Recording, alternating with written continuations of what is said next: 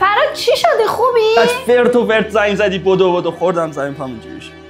داغون کردی خودتو، چرا مراقب نبودی؟ پاشو بریم دکتر. پاشو برو دیرت میشه، بلیط داری. ازشون هم معذرت خواهی کن، بگو تصادف کرده که نتونست بیاد. از طرف منم بهشون تبریک بگو. من بدون تو نمیرم، حال تو مهمتر از عروسی داداشمه. لج نکن فهیمه، خوب نشدم خودم پا میشم میرم دکتر. باش.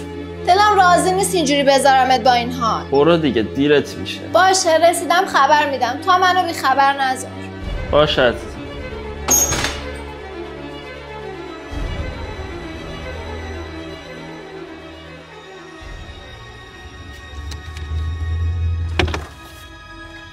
آقا میشه برگردید، مدارکم جا مونده. ای بابا خانم حواستون کجاست؟ تا برسیم وسایلتون رو برداریم پروازتون از دست رفته. چرا جواب نمیده؟ هر چقدر هزینه‌اش بشه میدم، فقط لطفاً دور بزنید. باشه خانم.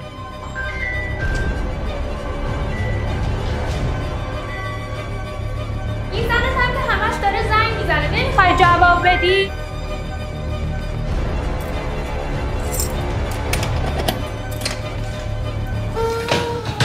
تو خونه من چه غلطی میکنی؟